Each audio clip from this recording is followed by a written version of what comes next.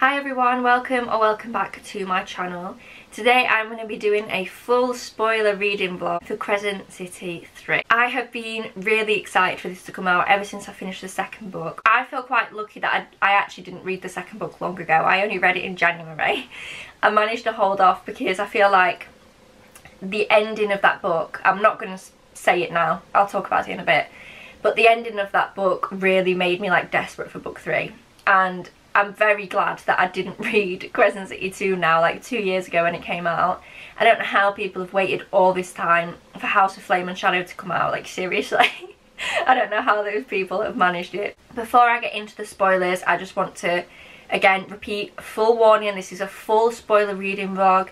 I'm going to be talking about stuff that happened at the end of Crescent City 2 and obviously everything that happens in Crescent City 3. So please, if you want to read this book and haven't, come back to this video when you've read it. If you're considering reading the Crescent City series, again, wait until you've read it and then come back and watch this when you've read them all, because it's going to be a full spoiler, filming my reactions to everything as I'm reading. From this point on, we are entering spoiler territory, so please click off if you haven't read this book and you know or think you might want to. So I actually started reading the book last night, but I couldn't film me reading it and my live reactions because I was reading it in the bath, so that's not the kind of, you know, content that we're filming here. But what I have done is I've written down in the notes on my phone what thoughts I was having and the things I want to talk about. So I'm going to chat to you now. I'm only halfway through chapter 2, so you've really not missed much of me reading it, but I just thought I'd chat through a couple of things now, and then throughout the day I am listening to it on audio, so the clips might just be of me like tidying my house or just sat on the settee, but I am going to film me listening to it so that when things happen I can kind of react to them and you can see me like react to different parts, and then I can talk about it straight away. A couple of things I want to talk about from the first chapter and a half. First thing is, oh my god, having the ACOTAR characters back. Oh, I'm so excited, guys. Just the fact that the prologue wasn't about the ACOTAR characters. Obviously the prologue was still with the Hind and her situation, but I don't really care about that right now. I care about it in the terms of like the book, but right now I just want to see the ACOTAR characters. I just want to see like Rhys and Feyre and everyone, like, and I'm so glad that the first chapter was like straight away Bryce with them, so I literally love that. Where I'm at right now, halfway through chapter 2, Bryce is still in her cell, being like interrogated and questioned by Rhys, Asriel and Amren. So she's not seen like the court and things yet, and I'm praying. Obviously if you've read the book you know more than me at this point. I'm praying that she doesn't just stay in the cell and like stay locked away in a room or whatever the whole time. I really hope that she gets to be like out and about in the court and that we get to see it again through fresh eyes, through Bryce's eyes, who has obviously never been to this world before. Because the world and all the courts are one of my favourite things about ACOTAR. I just think they're so beautiful. So I really hope that we actually get to see her spending time there. Obviously I'm not expecting miracles, I'm not expecting loads of it to be about the courts and stuff, because that's not what the book is about.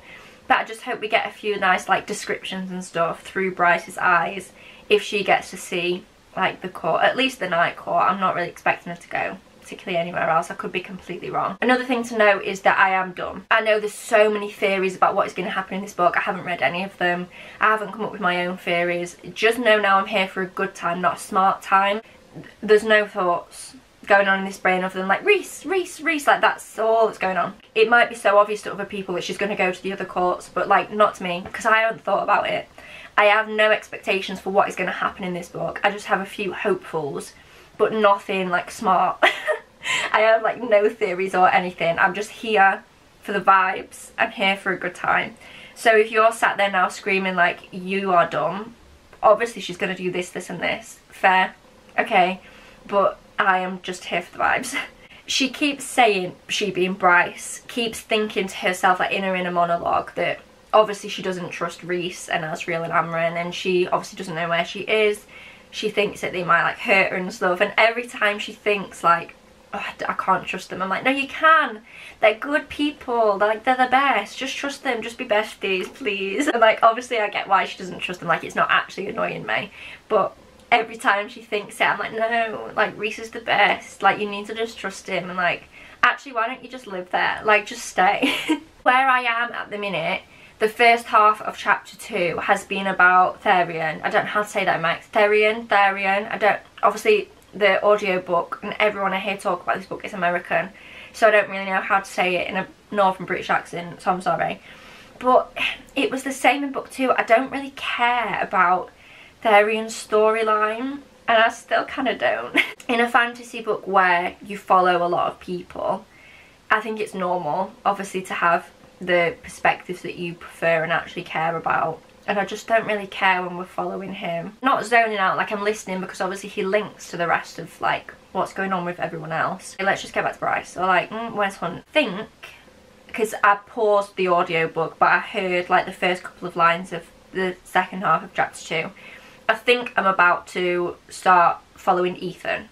I think that's where the chapter is going. We're going to switch to Ethan, so that's good, because I really like Ethan and I want to see more what's happening with him, because obviously at the minute the characters are very much spread out all over the place, so it is nice that at the beginning we're kind of flitting between them all. I'm going to carry on listening to it throughout today. I've got a few bits I need to do around the house, which is kind of convenient because I'm just going to listen to the audiobook, and I'm just going to carry on this vlog until we've done. I don't think it'll take me more than a few days, to be honest, because I'm just so excited about it. But yeah, you're just gonna come along with me as I am. Finally reading. I say finally, it's only been like a month of waiting for me, but I feel like as a book community, finally we have a new Sarah J Maas book, which also happens to be the third Crescent City book that we've all been waiting on tenterhooks for. Not Bryce literally being in a pit of beasts in bright pink trainers. I've also now had 2 Nesta Bryce interactions. This is the friendship I never knew I needed. I can't really understand why I didn't think about this before. Obviously Nesta and Bryce are going to get on. I feel like they're similar in a lot of ways, like not the same. I know a lot of people don't like Nesta. They're not the same, but I feel like they have a lot of similarities in their personalities. And their interactions are just cracking me up. And I really, really want them to be like besties. So yeah, that's where I'm at now. Nesta and Bryce have just fought the big worm thing. And I've literally just paused it where Hunt is trying to figure out where Bryce is. Hunt has just found out that Bryce hasn't made it to hell because he's talking to the Princess of Hell. So Bryce has just... So she was in the place with Nesta and Asriel. And she was like, I'm off, bye. Said she was going home. And I just assumed like she wouldn't be able to get home because I didn't realise that Bryce was going to be able to like go back and forth between home and like Valaris or the other worlds, but she did. She's just landed in the Autumn King's study, so now I'm confused. How is she's going between them, which I didn't expect. Again, maybe I'm just dumb and like this was obvious, but I thought she would be like stuck in Valaris until she'd get everything out and find out how to get home. I assume she'll be going back to Valaris because they killed the Astere, but that can't be the end of her being with the Akatar character. There's got to be more to it. Obviously, there's going to be more to it.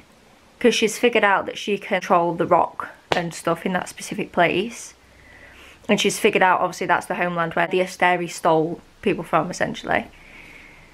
So there's going to be more, but she's just landed with the Autumn King, and obviously he's a bit fuming at her.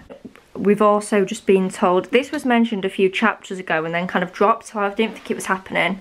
But we've just been to, well, Hunt has just been told again. One of the people being tortured down there with Hunt is going to die. And apparently it's going to be Rune. That's what Hunt has been told. But that kind of makes me think it's not going to be Rune. Because I feel like... My prediction is that the Hind is going to swoop in and save them before it happens, and that none of the 3 at this point are going to die. Because they're not going to kill Rune. Like, I can't see them killing Rune. But I was thinking about this last night and I forgot to talk about it. Obviously someone's going to have to die in this book, like someone quite important, to have some kind of stakes. We're going to have to be brokenhearted at some point. Someone important is going to have to die, I feel. I wouldn't mind if they didn't, but I feel like a lot of people reading this book, obviously it's quite a high stakes fantasy, so I feel like people are expecting death and for bad things to happen. And I was thinking, like, surely she's not going to kill any of the Akatar characters. I don't think she would do that outside of the Akatar series. I don't think she would do that. So it's going to be a Crescent City character. I don't think it's going to be Bryce or Hunt. I feel like Bryce and Hunt are going to end up together. I think people were... The only theory I really saw online, people were saying thought Bryce was going to end up maybe with Asriel. I don't think so. I think she will end up with Hunt. I can't see Rune dying. I don't know.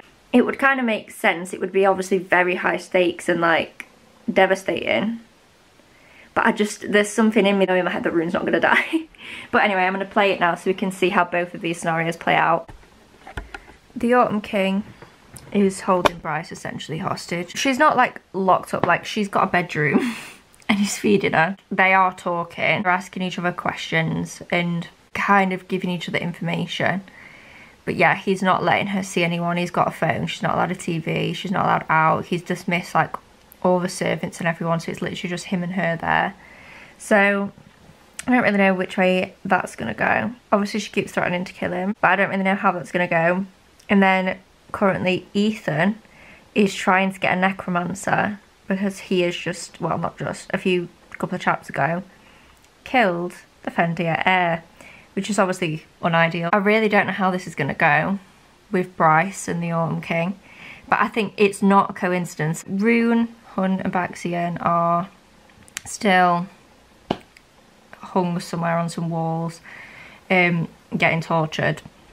And yeah, I don't think it's a coincidence that Bryce has come back as the Hind is planning to break those three out. I feel like Bryce is going to have something to do with it. Either, very unlikely, the Autumn King is going to tell her what's happening and allow her to help, but I really don't think that will happen at all. Or, the likely scenario, she's going to find a way out of where she is with the Autumn King. I don't think she's going to necessarily be reunited yet with Rune and Hunt, but I feel like she will play some kind of part in them getting out of their situation. And then surely she's going to go back to Valeria. I feel like I say that word different every time I say it because, again, I keep saying this, but most booktubers are American, so I hear all these words said in an American accent and then I don't know how to say it in a Northern English accent. But surely she's going to go back. Like, that can't be it, where it ended off. How far am I in? I'm on chapter 31, but that can't be it. Like, she's going to have to go back there. I'll probably come back and speak to you again once this whole situation picks up with the Hind's plan to get them out and the Bryce and the Autumn King thing. I literally have 20 seconds to talk because my camera is so nearly full, but the Hind just shot the hawk between the eyes. Yes, thank you. Now she's carrying Rune out. She did all this for me anyway. It's literally only been about 5 minutes since I last filmed, but I've been on a roller coaster. Oh my god, right, so Lydia died, shot, gone, but no. Oh my god. So she died, and I was like sad because I like Lydia as a character. Obviously she was horrible before, but I really like her as a character. So we've gone from like Lydia dies and then Bryce throws a sandwich at the Autumn King and calls him a head. Now I'm at the point where Lydia isn't dead and Rune won't leave her side. Like, he will not leave the chair because he left it a couple of times, and whenever he left, like, she flatlined. And he just said, he was telling people, like, the last thing he said to Lydia was, "You're dead to me." And then obviously she died. And then he said, "But she did all this for me anyway." Because obviously Lydia, like, orchestrated this whole thing to rescue Rune and Baxian and Hunt. And I love Rune and the Hind together. Like, as soon as it was revealed who Agent Daybright was in the second book, I was like, yes, please. I carry on listening for a bit longer because I'm just hooked now. Like, oh God, I love this book. I wish I could, like, film my reactions. My camera's gonna have to stay on charge. If anything, like, urgent happens, I'll film on my phone. But otherwise, I'll just do what I've been doing and, like, take notes and discuss them in a bit. But, yeah, there's so much going on. Turns out, I'm literally just eating my dinner. It turns out Bryce went to the Autumn King on purpose. And now she's got him hostage. And she called him a loser and bonked him on the nose. Their interactions always crack me up because Bryce just does not care. Like, she called him a loser, and I can't remember what else she called him. And then I think I've missed what it said. I don't know if it was like with one of the swords or something. She just bonked him on the nose. Bryce is on the ship. Because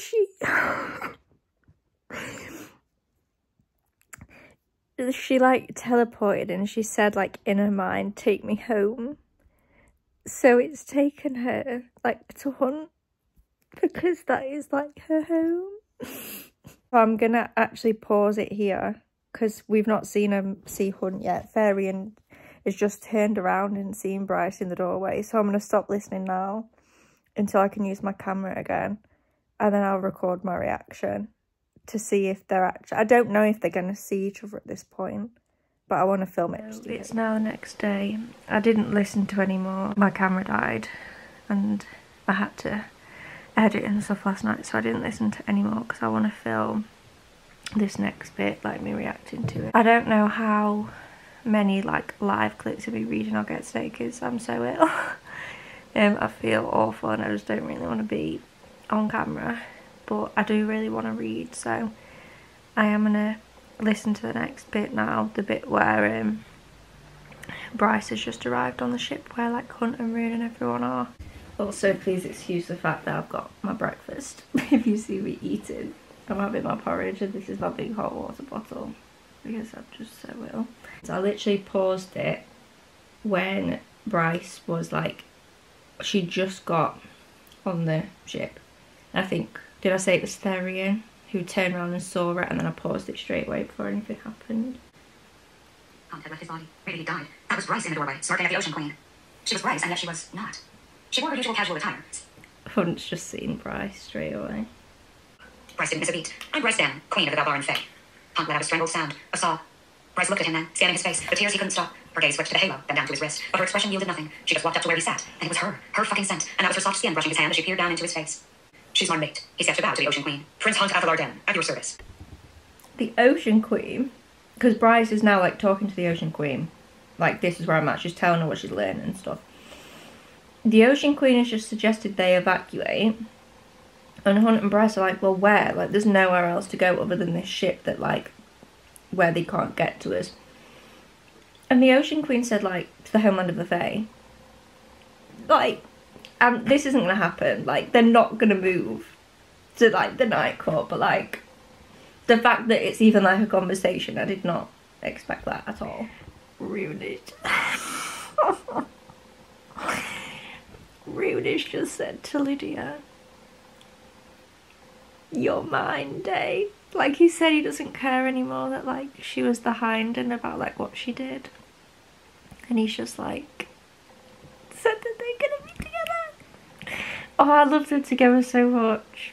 Many other things have happened since I spoke to you, but obviously this video isn't to, like, it's not a recap, it's not to tell you the entire plot of what's happening, it's just my reactions to things that, like, I care about. And there's loads of stuff going on, but no, like, big wow moments. Like, there are kind of big wow moments. Like, they've discovered that there should be other islands that aren't on the maps and that they didn't see when they sailed in. What else? There's just so much that, like, I can't recall it all. I've got... how much have I got left? I've got 3 hours 38 minutes left because I'm listening on 3 times speed. So there's still quite a lot of the book to go. Obviously, if I wasn't listening on 3 times speed, that's another 9 hours. So there's a lot of the book still to go. So I feel like at the minute it's very much in the, like, planning, still figuring stuff out stages. I am now starting to doubt though, like, is that seriously it for us seeing the ACOTAR characters? Because there's been no more mention of her going back. There's not really been a proper conversation, but maybe that little mention of it on the boat is there to remind us that, like, maybe she is going to go back at some point. But I don't know, I thought that the ACOTAR world and characters would not play a bigger part. Like, they have played a big part. She found out a lot, obviously, while she was there. But I didn't realise it was going to be so compacted into such a small part of the book if she isn't going back. But we'll see. If she could take Hunt with her, that'd be cute. I'm sorry that I'm not filming me sat here, but at the minute there's, like, I'm not reacting to anything. Like, there's no facial expressions. A, because it's kind of like just steady at the minute, but B, also because I feel so ill. Like, I think someone in the book could drop dead and like you wouldn't be able to tell on my face if I put a clip in of me listening, because I just feel so ill. So one of the princes of hell has just called Hunt's son as Bryce and Hunt have arrived in hell. I'm sure it was one of the princes of hell. Is that just like a pet name? Or is Hunt like a descendant of hell?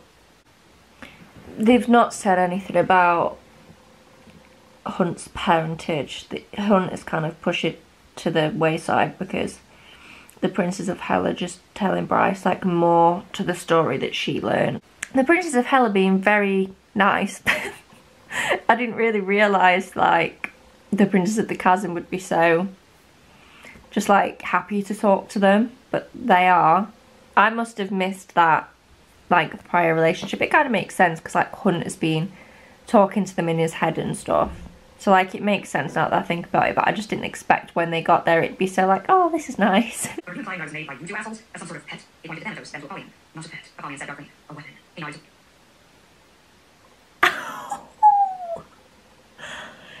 So Hunt, like, he's not just got a dad that's a prince of the pit. He's made, like, he was made by them to be a weapon. I did not expect that. I said, for her, whenever she might come along. Like, you didn't know the timelines for that. Bryce said, For her, he was...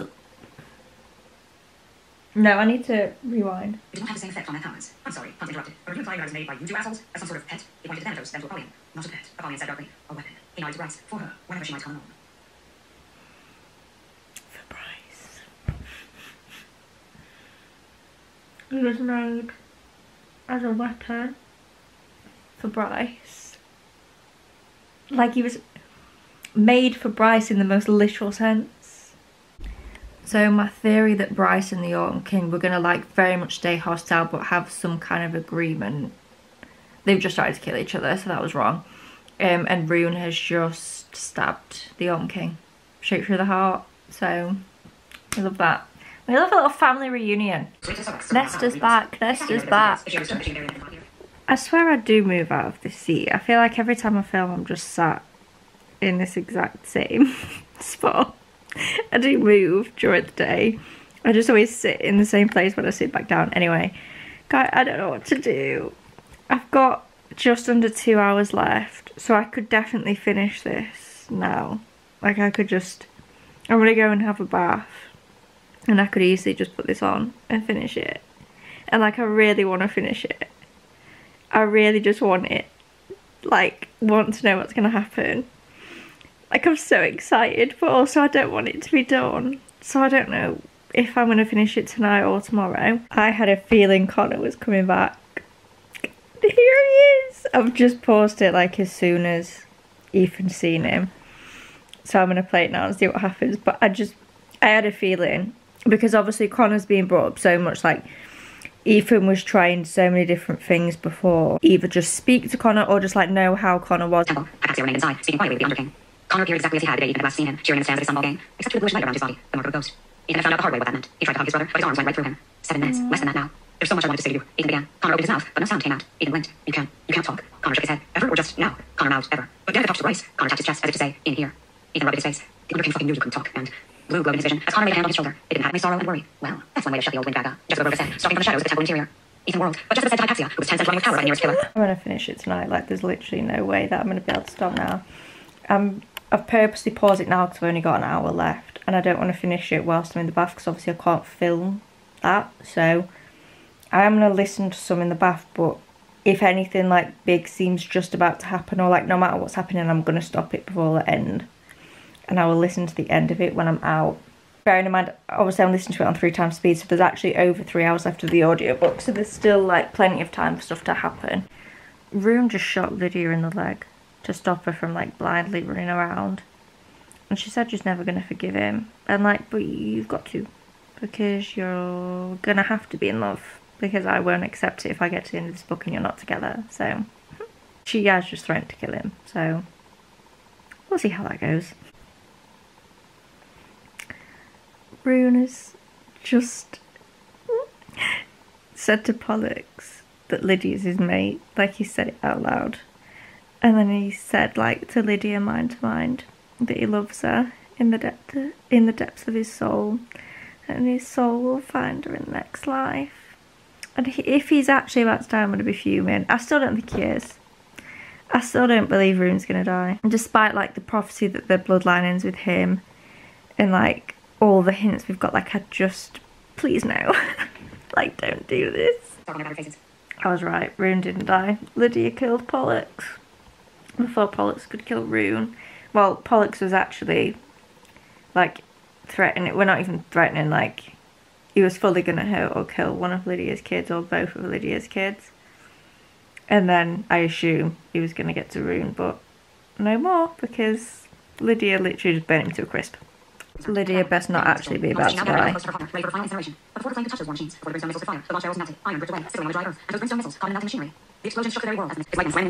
Bryce is dead, but like she's obviously not going to be. That scene was like actually had me tearing up when Bryce and Hunt were in the like in the black hole thing, and they could just see everyone stood at the top like fighting to keep it open. Rune, Lydia, Deck, Flynn, like everyone just there. Oh, so cute. It's not quite the found family for me on like ACOTAR level, but I do like this little found family that they've got going on, and like the fact that they keep picking up like people and adding to it. I do like. I have 25 minutes left of the audiobook, probably a bit less because some of that will be credits, so probably about 20 minutes ish if that left. Just as well as Rose, and if the police force you returned. Of course she does. Do you know how hard it is to find a competent assistant? Hunt was beyond laughter, though. Thank you. He said again. I hope you find peace. Jessica's face gloomed and smiled, and it was perhaps the first true one he'd ever seen from her. I'm glad we found it, after all. Thanks to you both. With a nod to him and Bryce, she walked up to Hypatia and offered her hand. Lead the house of flame and shadow back to the light, she said to the witch. No, stop. Bryce has just seen Danica. Because Bryce is like technically dead. And Jessica's like saving her now, but Bryce hasn't gone like back to life yet. Like through the door. And she can see like Connor and Danica and like the pack and everyone stood and like waving at her. She's back in with the ACOTAR characters now. Well, she's with Nesta. She's like gone back to her parents because she sent her parents through the portal thing earlier to go and be with Nesta. So like they'd be safe, and she's just gone back to them. So like I am disappointed that more of this wasn't with the characters from ACOTAR. And I am disappointed that like Bryce didn't like spend time in the night court and stuff. I really thought they would have a better relationship than they do. Like it feels like it's ending on quite good terms, like especially Bryce and Nesta. Like I think they very much understand each other, but I did think there would be more of Bryce like properly working with them, you know. Like obviously she found out a lot, like I said earlier, when she was there, but I kind of envisioned her like with them in the night court, like sat strategizing with them, and like I thought they would play a bigger role than they have. And like it makes sense that they haven't, because obviously this isn't ACOTAR, like this is a separate series. But I don't know, I'm interested to watch a lot of other like wrap-ups and stuff when I've finished this. I've still got a little bit left. I'm interested to watch other like wrap-ups and reading vlogs and just see what other people thought. And I think I am going to go back after this and read like people's predictions and see what people thought about the ACOTAR crossover, because it might just be me that thought it would play a bigger part. The only other thing I'm slightly like all about is that I feel like, where did Juniper and Fury go in this whole book? I would have liked them to play a bigger part, especially Fury. Like, she's this big, amazing character that, like, so many people are terrified of, like, so powerful. And then, where was she then? So we do see them. It's not like they're not in it at all. But, yeah, I would have liked more of that. I don't know what more to say, really. I did enjoy it. I'm just lacking deep emotion that would have bumped this up. Like, I'm happy. Am I going to think about this book? Yeah, definitely. It's going to hold a bit of a dear place in my heart, just again, like I said, because I was so excited about it. And it's not let me down to where I'm like, well, no, I don't like it. It's kept enough excitement that I really did enjoy it. I just would have liked a bit more just a bit more emotion. I didn't want it to break my heart. Like, oh, one more thing to talk about, actually. I mentioned it earlier in the vlog. The fact that no one really important died. On the one hand, I like that they all made it to the end and that it's a happy ending. But I think in terms of the stakes, in a book that is supposed to be such high stakes, I just feel like maybe should we have lost someone? I don't know. I don't know how to feel about that, because like me personally, I'm happy about it because I don't like sad things. But in terms of actually making this a really good, amazing, well-rounded, high stakes, high fantasy, should someone of importance probably died and stayed dead? Yes. I'm not talking like Rue, Bryce Hunt. I don't mean that deep. But I think maybe like, I don't know. I don't want to say names because like there's actually no character that I wouldn't have wanted to make it to the end. But do you know what I mean? Someone within their circle, but not the main ones. I did really enjoy it. As I said, I've not fully settled on a rating yet. I haven't rated it on Goodreads. I will have done, I assume, by the time I edit and upload this. So if it ends up being anything, I'm kind of sitting between like a 4 and a 4.25, somewhere around there. I'll put on the screen while I'm editing this what I actually end up rating it. But yeah, I hope this vlog was somewhat enjoyable. Please don't compare this to people who are doing vlogs with like, you know, loads of theories and really connecting the dots. This is for fun and vibes, not to be smart. If you did enjoy, please do give it a thumbs up down below. If you are interested, if you have a similar reading taste to me, I'm going to be doing a reading vlog, full spoiler again, for Magnolia Parks Into the Dark when that comes out. That'll probably go up a week or so after this. I think I've scheduled that to go up for. I think that one will probably be a bit better than this one, because I'm going to read it physically, so I think that will be easier to film. But also Magnolia Parks has just so many beautiful quotes in it that I feel like that one will be, I think it'll be very emotional, that read. I'm anticipating sadness whilst reading that. So yeah, anyway, thank you so much for watching. Subscribe down below if you haven't already. Give it a thumbs up if you did enjoy, and I will see you in my next video. Bye.